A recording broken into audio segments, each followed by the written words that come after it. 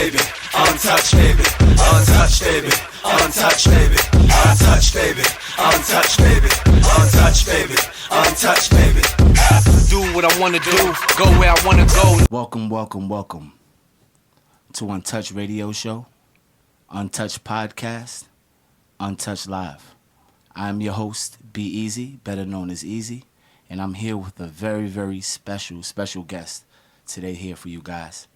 I got Jasper Mills in the building, hopefully soon to be your Albany family court judge. How you doing today? Good afternoon. How you doing today? Good, man. I'm doing fantastic.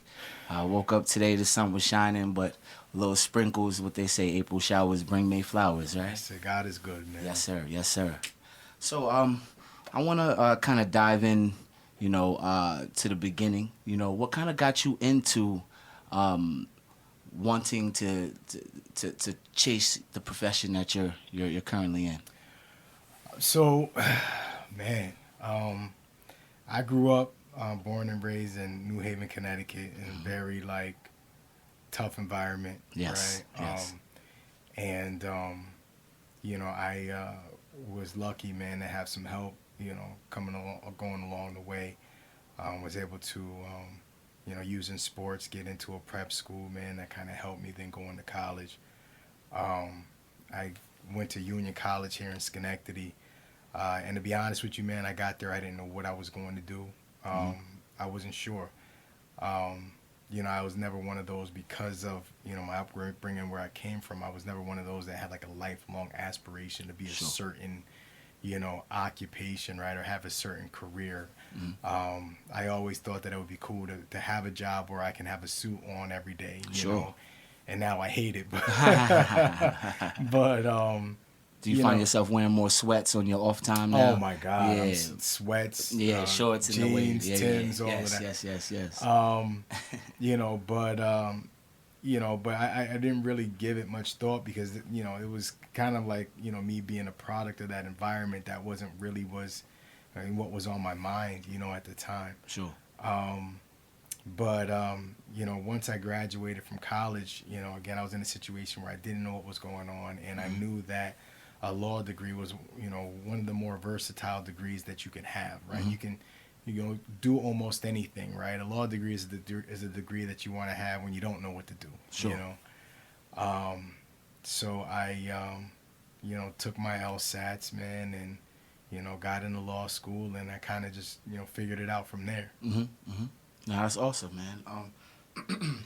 So when the two professions they always talk about, being a lawyer and a doctor is probably one of the most difficult things you can do or prepare for when it comes to taking that test.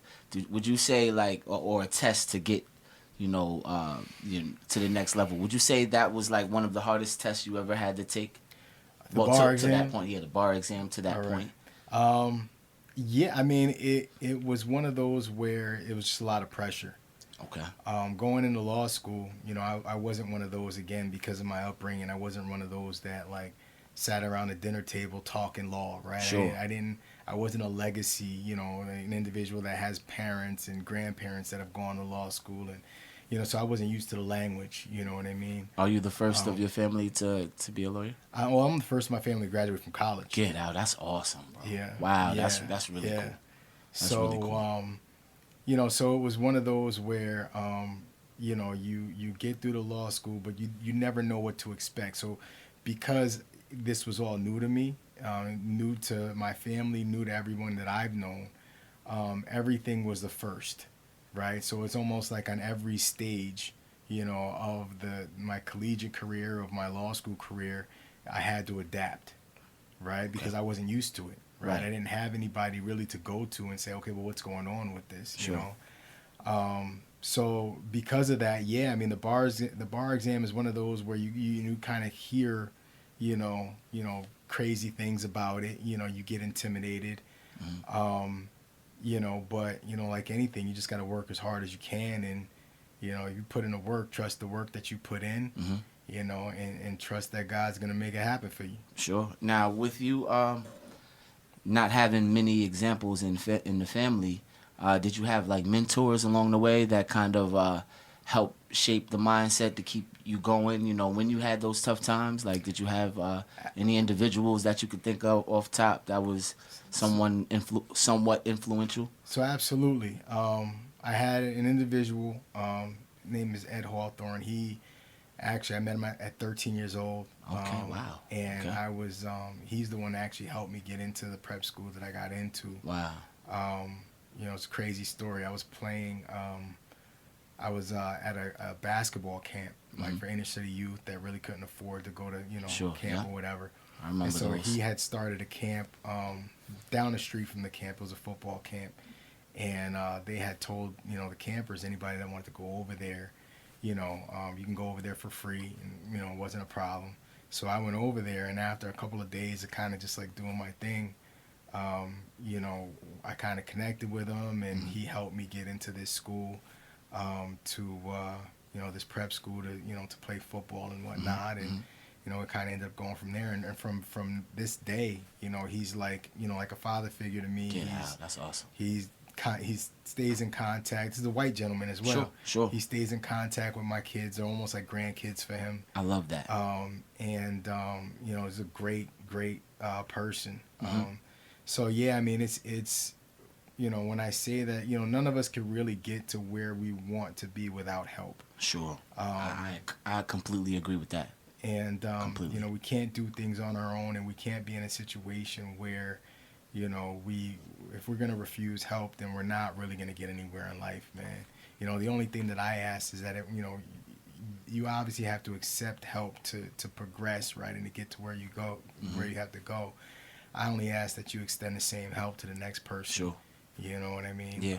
That's in your situation, that it was in your situation. Yeah. What do they say? Like pay it forward. Absolutely. Yeah. Pay it forward. Absolutely. I mean, it's extremely important. Yeah. I love that. And I think it's a pretty cool story there because I'm a big sports guy, so I know the influence that coaches and people who take the time out to talk with kids and help kids. There's so many individuals, men and women, who are out there like putting their entire life on pause just to make sure these kids can get somewhere in life.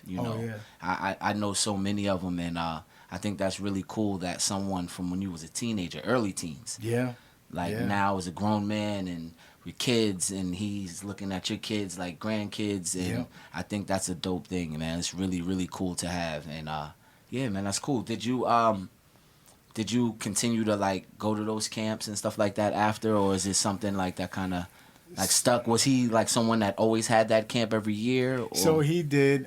He was associated with what's called the Walter Camp Foundation. Okay.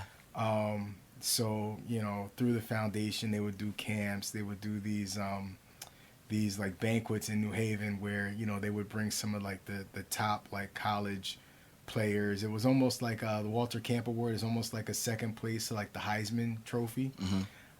So they would have those banquets there, man, and they would bring some of the top high school players that would go there, and I would go there, and you would see people like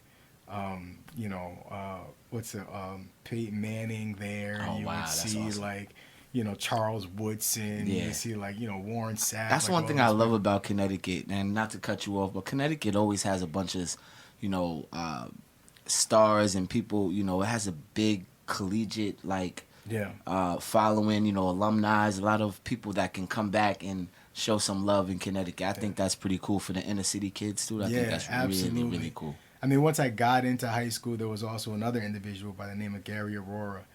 He's another, Caucasian individual, man, and kind of dedicated himself to helping inner city youth. But he actually adopted one of my friends.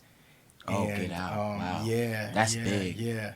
And, That's a big commitment, man. Wow. And he formed a group where, myself, my friend, and it was a couple more of us. There was about maybe like 6 of us.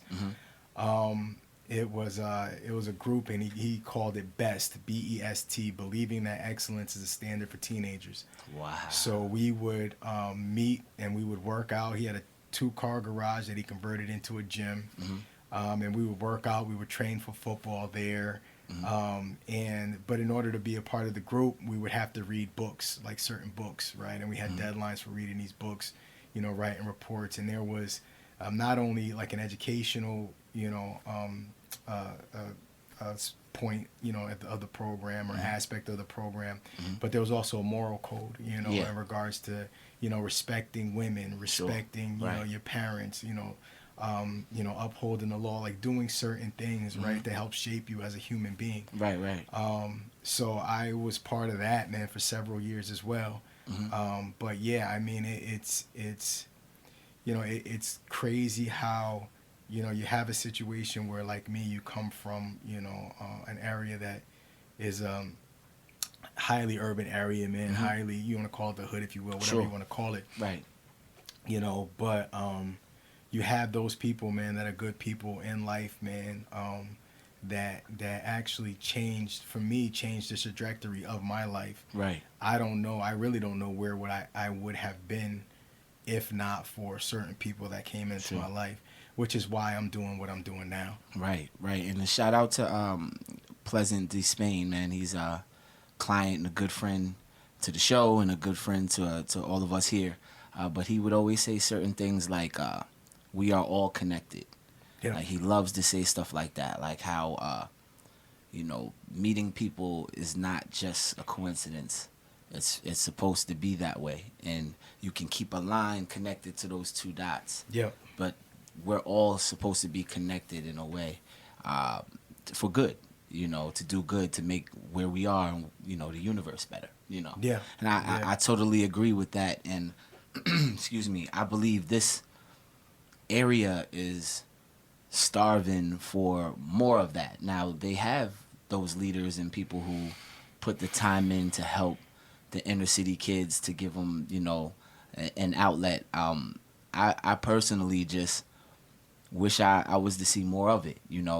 Some of the AAU teams, there is maybe, I would say 3 main ones here, or, a couple main ones here. And it's like, there's so many kids with so much talent, and not even just in with sports. I like the idea, because me, running a recording studio, I like the idea of incorporating that into schools, instead of it just being an instrument that a kid may get bored with, provide like, a beat pad in the studio to let them play it electronically. Yeah. And let them learn different ways, because there's other ways to go about it, instead of the same old. My kids are going through school now, and so much similarities with the way I was going through school. So I feel like areas that have a lot of crime and like you said, the hood, if you will, they deserve some more outlets, man. I believe that there's not enough outlets in the 518. Do you agree or disagree with something? Yeah, I like mean, that? so I do. I agree. The not just that there's not enough outlets, but there is no corroboration with those outlets and the powers that be, that the governmental systems and the powers that be that kind of decide these kids' fates, if you will. Right? I mean, in the family court system, just for an example, you have some programs there, but I mean, it's all like the vanilla type, like, programs that everybody already knows, right? Sure. They nobody reaches out for anything new, and one program is not a one size fits all, right? One program doesn't work the same for every kid. Sure. So it's always good to have that that communication with other outlets, other programs, other people, right? Other opportunities, right? To have that link, right? Those connections, so that you can reach out, because where one program may not be good for one kid, you can grab another program, you can grab another individual and say, listen, like, I have this kid here in court, man, I think that he'd be perfect for what you're doing. Can you come by and help this kid out, right? To form a network. And right now that's lacking. Right. And I excuse me, I'm not from the area, but I'm not I'm not sure about if they have like a PAL system up here where, you know, with sports and things like that. Is that something that they have in the area? In the So they 520? do. They have PAL, and Yeah. and listen. I mean, there, like I said, there's an effort out there for kids to be able to do different things, but I mean, it goes beyond just keeping these kids busy. Sure. You know what I mean? You have kids that come through, like I said, the family court system. That some of these kids have never been told "I love you" a day in their lives. Right. Right. Some of these kids are being treated as adults, and they're 10 years Growing old, up way too fast. Yeah. Some of these kids, they don't go to school because they don't have any, hygiene materials at home. Or Right. They might be embarrassed or they might have some type of, trauma that they're dealing with, or whatever it is, and I've seen instances in the family court where some of these kids are villainized, and and it's it's important, at least for me, that we can do whatever we can to give an opportunity, right, to try to change these kids' lives, to try to change their situation, to try to change the family dynamic, Right. Not even with these kids. I mean, you also have circumstances in the family, right? If mom and dad split, they don't have to despise each other, right? I mean, there's ways to be able to co-parent and respect, right? There's ways to to be able to approach things, man, and rationally, and be able to communicate and be able to do things together for the sake of these children, man. And there's programs out there that work on that, what I mean? So there's a lot that can be done, more so than what's currently being done. And I get it, they're overworked in there, but we got to treat each family as if it's ours. Sure. Right? We got to treat each child that comes through the doors as if they were ours. Right. And that's important for me. Yeah. And I know sometimes when the person don't necessarily look like them, it doesn't give that connection, Yeah. I've seen that in instances where two older gentlemen will walk in, difference in color, and depending on who's the customer service representative at the moment, and they're taking care of them, you see how it's received. Yep. I'm just saying on that level of Yep. work. So I know you experience that. Would you say that's like one of the more challenging things? Just to deal with being around something like certain things that you would love to change, if you will. Because when I see that between the customer service, when I did customer service, I try to treat each individual, especially like elderly, you got kids, and like I look at them like they could be my grandparent or my child or one of my little cousins or brothers, no matter how they look. Is that like something that you would say is challenging in the field that you're in, where? So I think that, I mean, my practice has been successful, man, and I think that, and I've been doing this for a long time, but I think that the reason why it's been successful is not just because I've been doing this for a while and I know what I'm doing, but that I genuinely care about what happens to people. Sure. You know what I mean? And I try to treat them the way that I would want to be treated. Right. And I tell every one of my clients, when they come in the door, I say, I don't promise results, because you can't. Right. And I'm not going to lie to anybody. Sure. But what I do promise is work ethic. Right. You know what I mean? And work ethic is something that I don't have to tell you, that I'm working hard. You'd be able to see it. Right.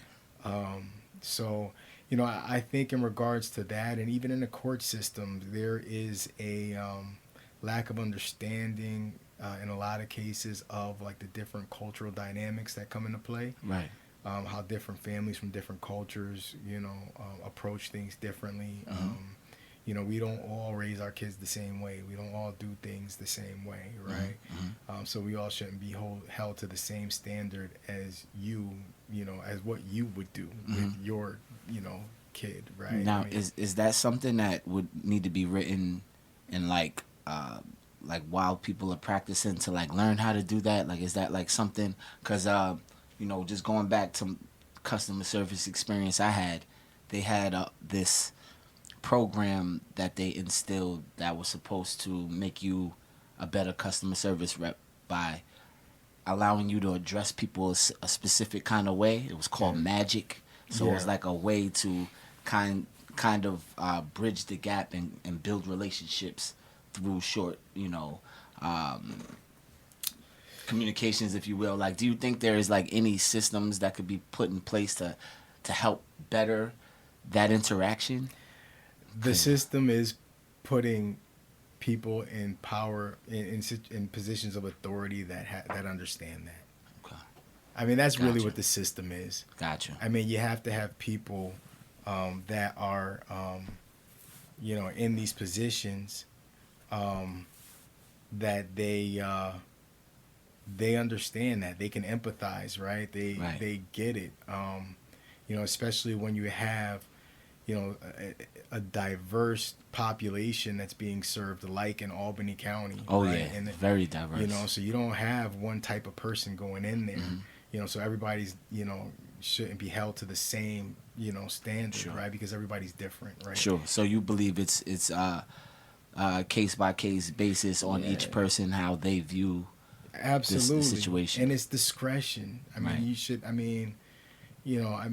to have, it speaks volumes to have a judge in positions in like a family court type position that can empathize with the plight of some of the people that have come through the doors, right?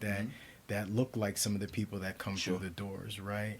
That dealt with some of the same circumstances, man. They can understand these cultural differences, right? Because they've experienced them as well. Sure. And it goes a long way in also, gaining the trust of the individuals that come through those doors, that they're going to be treated fairly. Right. Right, Absolutely. So And it's something, man, because excuse me, on this side, I just know so many people that are afraid of the system, and the way it's talked about is talked about as this machine that's a monster. It's the scary machine that'll chew you and spit you out if you're not careful. you ain't lying. And to hear you say that, honestly, is refreshing, if you will, because knowing that it's not a machine that's doing that, it's individuals within a system that's creating the system, and it just takes more people like yourself that have an understanding for others and having empathy there to actually assess a situation for what it is and not excuse me, based on other factors outside stuff. And I think just that's to cool. stand up for what's right. Sure. And to stand up for what's right, to know what's right. I mean, I tell people, all of the time, like, people don't wake up with criminal histories 10 pages long, right? I mean, that's cultivated over time. Sure. So what if we can change that? Right. And I truly believe that in family court we can change that. We can, some of these individuals, that are currently even incarcerated right now, I mean, they are meant to be leaders. They weren't meant to be inmates. And it started young. Yeah. And family court, family stuff. Absolutely. Yeah, and it's so easy, just to forget about what a kid is going through as adults when you have so much going on as an adult. Question I have for you, how many cases would you say you've done in your career? Is that like a number you can pull off the top of your head, or is that something that you would have to go back into the books? Oh man, I mean, I've been doing this for about 20 years now. Right. And you started in Albany County for your first I started in Albany County. Okay. As far as trials go, I've done well over 100 of them. Wow. 120, 130. I mean, I don't know. I can't really tell you that. Sure. I mean, as far as cases, oh my God, it's in the thousands. Wow. In family court alone, I mean, I've been practicing in family court for the last 5 years. I've probably made well over 1,000 appearances in family court. Wow. I mean, there are days where I make 2-3 appearances in a day over there. And you have to prepare for all 2-3 three of them. You prepare for everything. Everything, yeah. Just never know when one's gonna come up, huh? Well, I mean, and it's not in family court particularly. The preparation, might not necessarily be, preparation on the law because you know what the law is. Right. It's more preparation in regards to that particular case, that particular client, that particular situation. Right.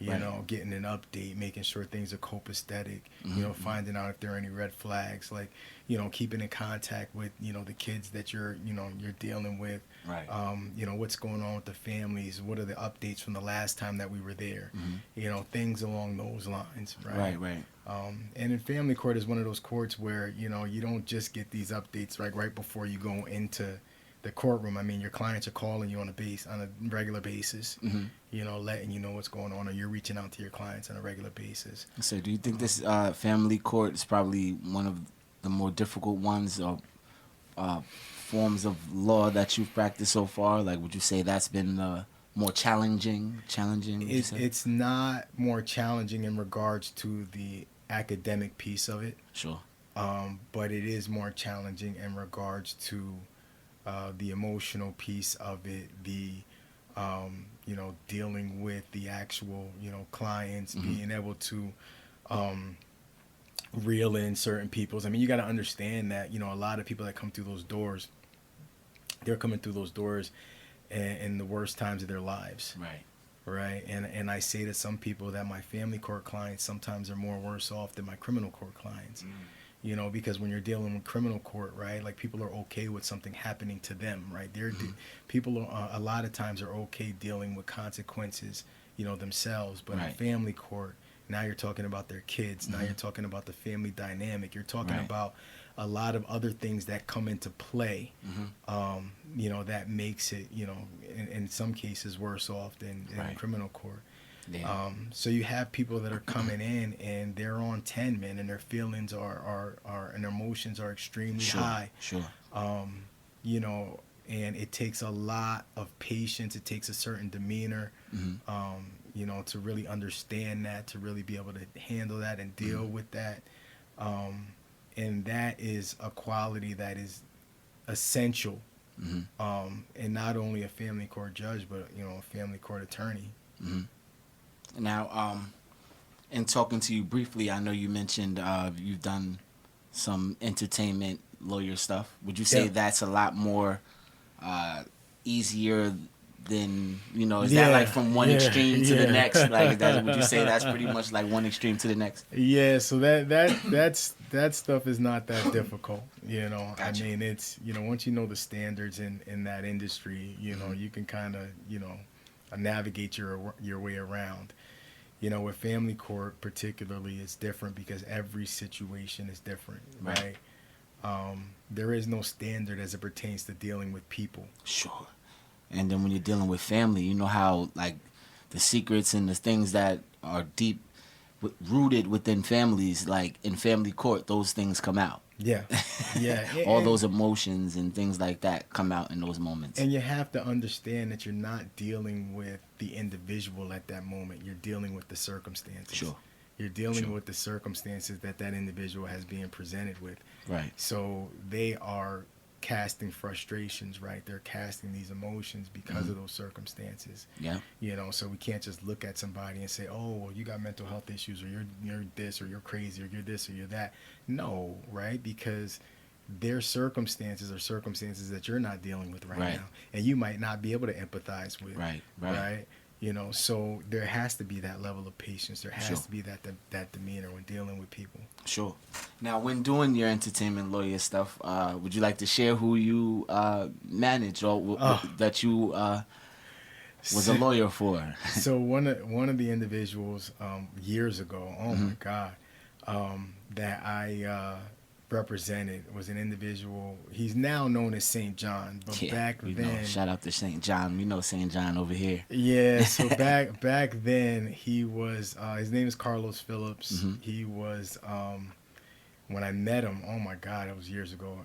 He called himself Starboy Nino, and then it went to Nino, and then it went to Carlos St. John. you know, and then it went to St. John after we had kind of parted ways and whatnot. Right, right. But yeah, I met Carlos in New Haven, Connecticut at a open mic night. One of my friends used to run an open mic night downtown New Haven, and I came to support him, and he was on the stage, you know, rapping with this some other kid that he was in a group with at the time, and spoke to him afterwards. And you know, what's crazy is that he was actually about to quit music. Get out. At that point, like that's what he had shared with me at one point. I believe it. And he was actually about to give up, and you know, we spoke, man, and you know, I assembled a little bit of a team around him, and we you know, we represented him for a little bit, man. Wow. But he's doing big things, man, Oh, yeah. and I'm happy for him. Oh yeah, was he with Rock Nation now, I believe? Yeah, he's doing some big stuff. things. I'm extremely happy for him, man. I'm rooting for him. He still talks to a couple of friends of mine. That's awesome. That we deal with. But What made yeah. you get out of that part? Was it just not exciting? It was just a lot of hustle. You know, I remember going from venue to venue with him all of the time. And Right. I had a friend of mine that was actually working with us. He was managing, I don't know if you remember the name Mims. Yeah, of At course. the time, this is why I'm Yeah. hot on. So he was He's managing from Westbury, him. Long Island. Stand Yes, up. yes. Long Island in the building. So Chris Fields, he was managing, you know, Mims. So he actually was helping me out with Carlos, and so he would take Carlos to open up for Mims and you know do all of these things, and so it was a lot of hustle. You know, and the personalities they're different, right? I mean, like I said, in family court, you're dealing with people because they're dealing with a lot of problems. Sure. In the entertainment faction, you're dealing with people that just have a lot of egos. Sure. Big egos, So- money involved, where everyone have the problems are money problems. Yeah. Right. Yeah. So it was just one of those where it was time for me to kind of like put it down. Sure. You know, but like I said, I wish him well. My kids got his music in their, you know, That's awesome. iPods or whatever. Yeah, that TikTok, man, blew him up. Yeah. Forget about yeah. it. He had like one of the most trending TikTok Yeah. like songs with roses, man. for Yeah, real. Carlos, he's a good dude, you know. Yeah, Carlos, man, if you're around, you can hear me, man. You're a good dude, man. I wish you all the best, brother. Yes, likewise, man. Likewise. Let's do some music together. But yeah, man, on another note with so being in the entertainment field and you know, you dealing with egos and things like that. So now you have this new I won't say wave, if you will, of the way you are affecting beginning stages before it can get out of hand for families. Like you're approaching like like I said, it's from one extreme to the next. You know, working with something completely different. Would you say that I'll just ask, what would you say is the most rewarding thing that you get out of the transition for that? Because I know I asked about it being the more challenging thing, but obviously you were drawn to this, you know, to start. So It's changing the lives of kids, man, and helping to fix these families. I mean, that's really what it is. You know, I mean, I'm just going to keep it real. I mean, I come from, you know, like I said, New Haven, Connecticut. My family wasn't the most, you know, well put together. You know what I mean? So, like I said, I know what a lot of these kids and what a lot of these families go through. You know, and I've raised my kids, you know, in the Albany area, you know, and, you know, I have a relationship with a lot of these families already. You know, and I think that that's big, honestly, with establishing trust as well. Sure. You know, half of these kids that come through the doors, I already know them. Wow. You know, I've already dealt with them, Sure. you know, in the past because I've been involved in so many different organizations, right, to help youth for the promotion of youth development and whatnot. That's awesome. That not only do I know the families for the most part, but I know the parents as well. So it's really just, you know, being able to, you know, change the lives of these kids. You know, being able to set them on a different path, being able to see them, you know, in the mall or in the grocery store or whatever on the basketball court, you know, and hear that they're doing well, you know, and hear that they're thriving or, you know, seeing that a kid has gotten accepted into college. That's or, awesome. You know, like that right there. I mean, it's the effect it's the effect that we have on others that really makes us immortal. Sure. Right.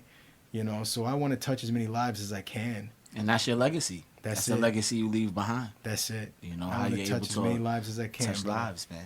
That's an awesome thing. And as someone that's really into the entertainment field, you know, I plan on writing books and things like that.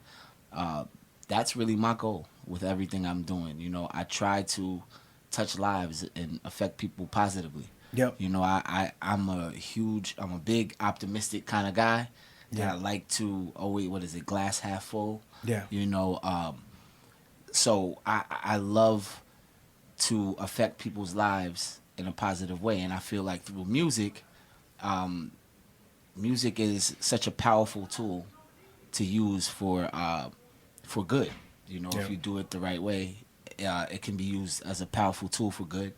You hear a lot of stories how it saves lives. You know, people keeps them out of trouble sometimes. You know, it's some good things there.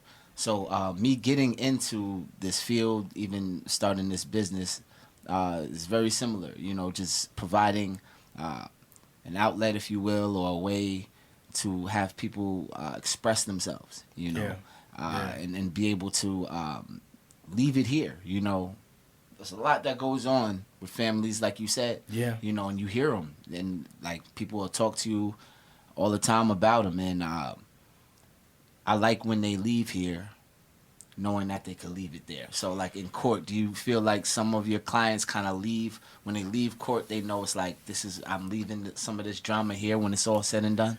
I mean, it's not even about leaving the drama in the court, right? It's about, you know, having the court system help the individuals eliminate the drama altogether. Right. Okay. Right.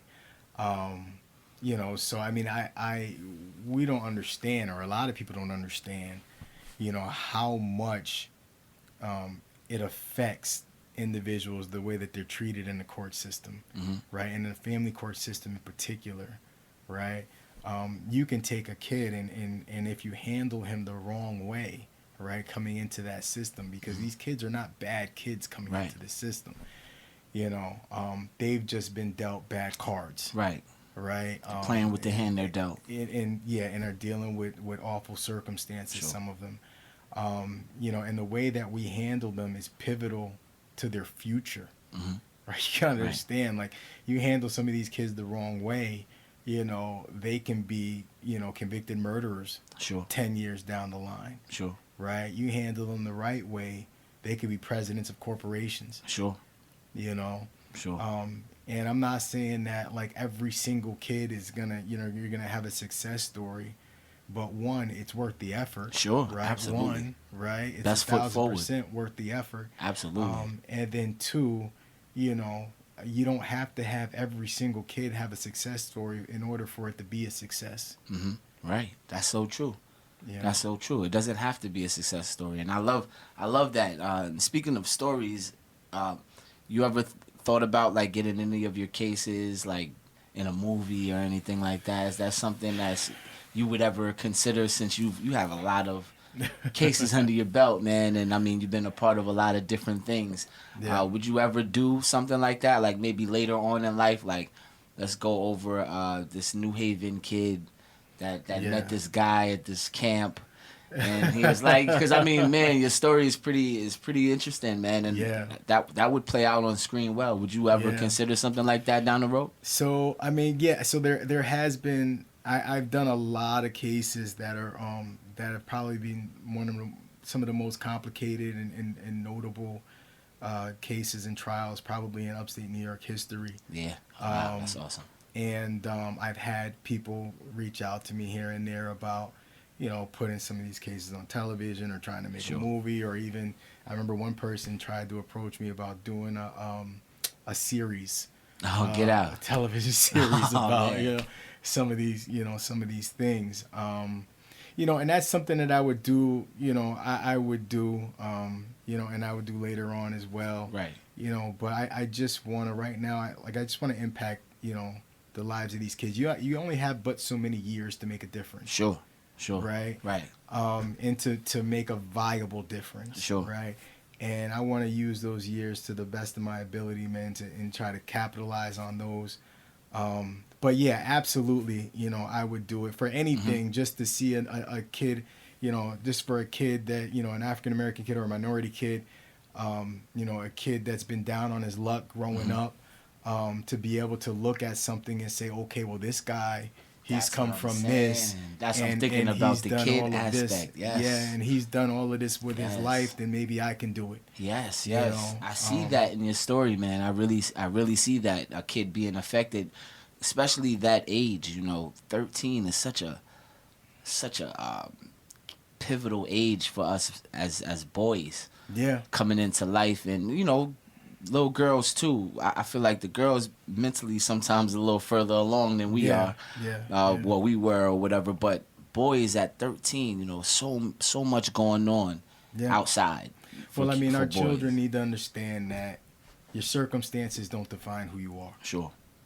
Right? Sure. I learned a long time ago a saying: the true measure of a man is not where he stands in times of comfort and convenience, but where he stands in times of conflict and controversy. I love that. Right? So our circumstances don't define us, right? We define who we are. But sometimes, especially when you are in a position of disadvantage, you need that help. You need that opportunity. You need somebody to come along and say, listen, let me give you a hand. A door to open, a window to crack, something to help you, get you going. That's it. Even if it's a pat on the back, man, you're doing all right. Don't worry about it. Even if it's somebody telling you, listen, you are somebody, you're important. Right. Right. The special aspect. I believe in you. Yeah, and it's so disheartening when you hear kids, because I also excuse me, through my church, I actually deal with a lot of kids in Schenectady County.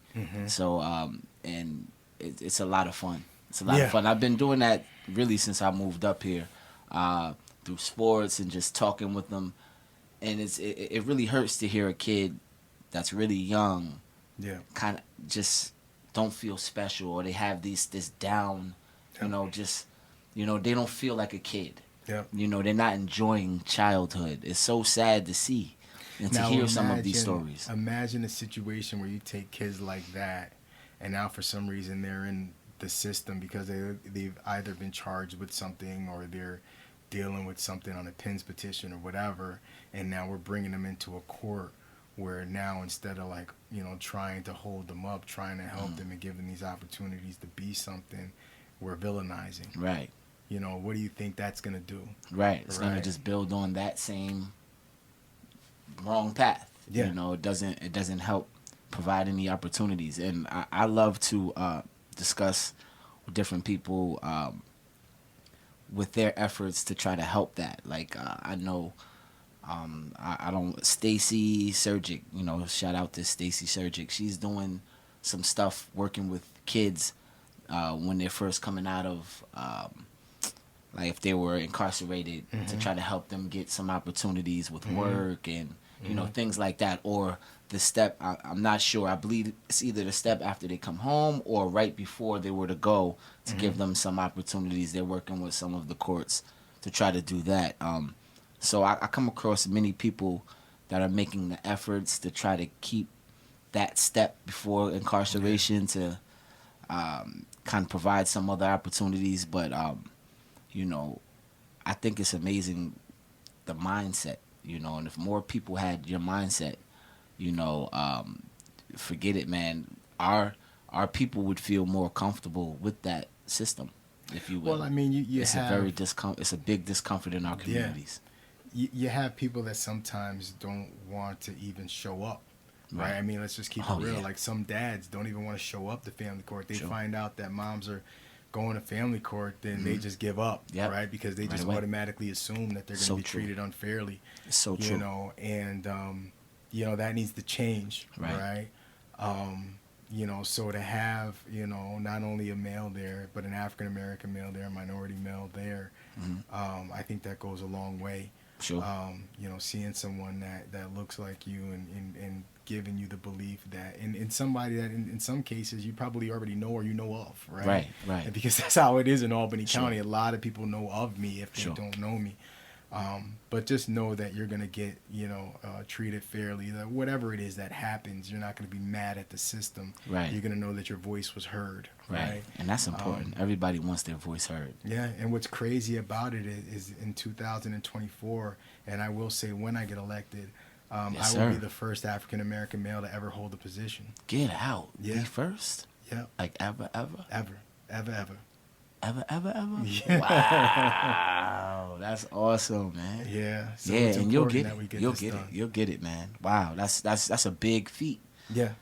Yeah. And that's another reason why when you settle in and everything, the dust settles a little bit, you need to get that movie going, man. That's big time. What? Oh, you making history too on top of Yeah. it? And Yeah. I love Albany County and just the capital region. There's a lot of history that got made up here, man.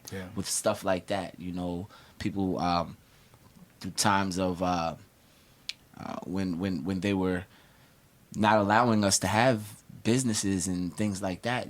Albany was providing that up here, and some of the people that was first business ever in the area, first black-owned business here, and I just think it's awesome to have someone that takes pride in that, man. It just seems like you take pride in that, and I think that's really cool. Well, yeah, I mean, it's because of that. I mean, it's and what's great about this situation is that not only do you have in a candidate like myself, you don't have somebody that's just going to be there to check a box.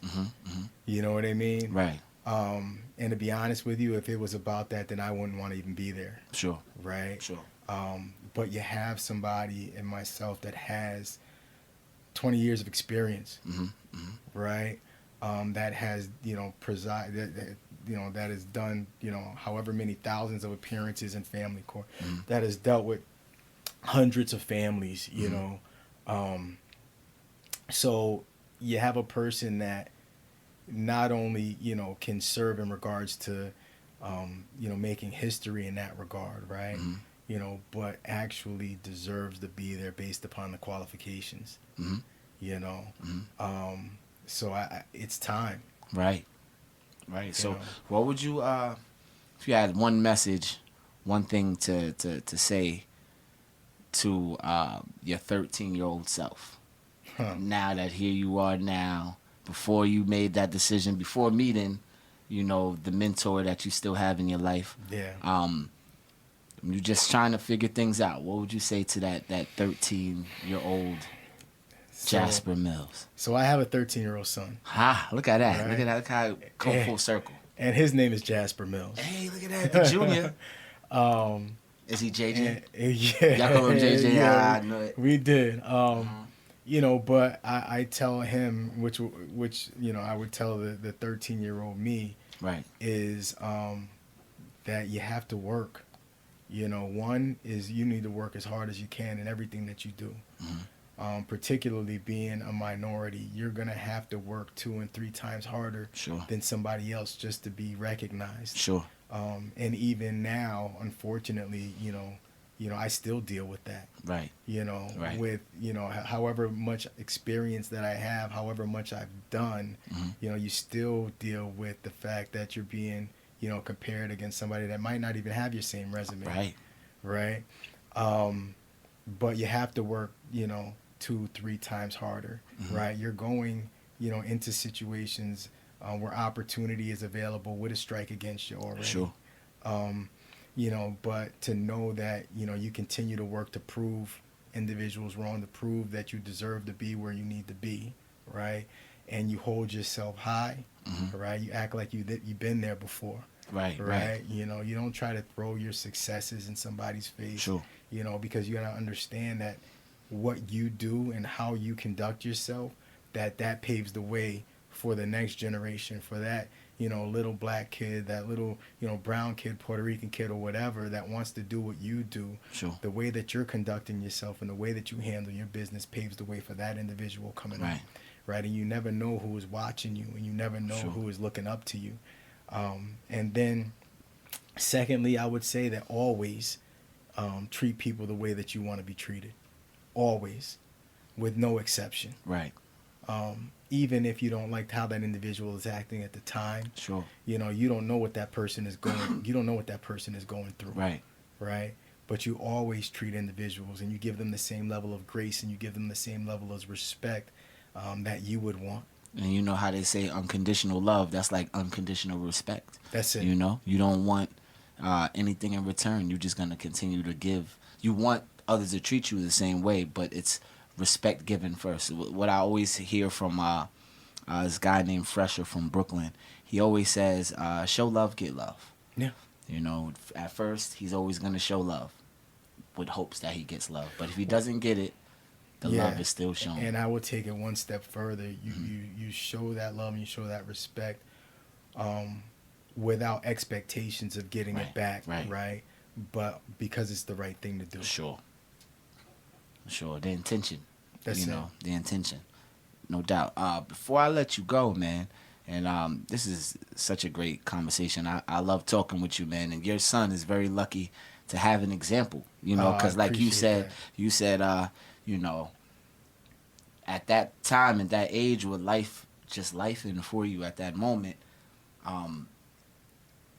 to have an outlet like yourself with him being 13, I think is really cool because you have experiences that you can share from different, you know, parts of your life, you know, and that's really important. And I you know, I love my father for that. You know, shout out to my pops.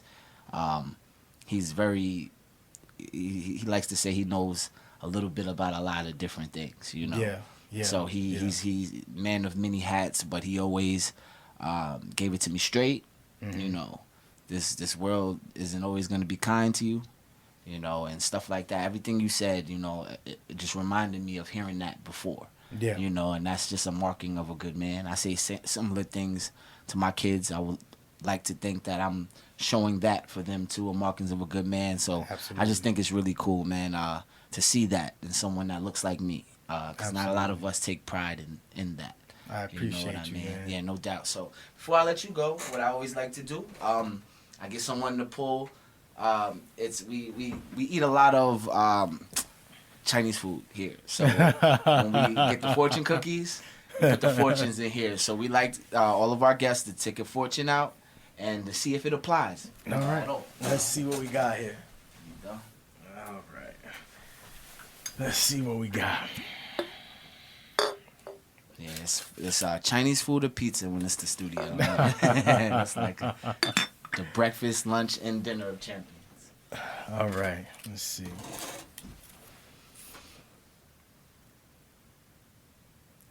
So, this is crazy. It says, education is the movement from darkness to light. Wow. Now, would you say that applies? Oh, 1,000%. That's awesome. 1,000%. So far, man, we're 100% with these fortunes things. Like, shout out to the owl, because everyone, it applies. Now, I don't know if there's a little magic going on with the Untouched Studios, but, you know, so far, so good, man, 100%. But it's been a pleasure, Jasper, man. I'm rooting for you, man. Yep. Full, you know, you got the support of Untouched, man. We all support what you're doing. We love what we're hearing. I love what I'm hearing, and I hope you know, people get to listen to this and can pull something from it, and we can change even one person with just hearing it. You know what I'm saying? And that's what it's all about. Let's, you know, I'm in this to change our community. I'm in this to change our counties. We talk a lot about, you know, the crime and everything, you know, that's going on around, but we have an opportunity to do something about it. Right. You know, we got to understand that, you know, local politicians, right, like judges, man, like they affect us directly. Right. You know, and, you know, who we select, you know, is crucial in regards to the future of our communities. Right. Because these judges, you know, like myself, like once I'm elected, that's a 10-year term. Oh yeah. You know, so that's a long time. Yeah. Now you can make a lot of change in 10.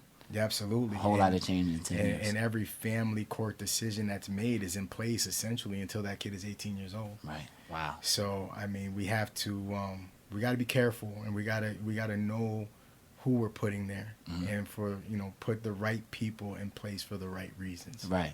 And I'm looking forward to seeing it affect the capital region, man. Looking forward to it. I appreciate My you, man. my man. And we out.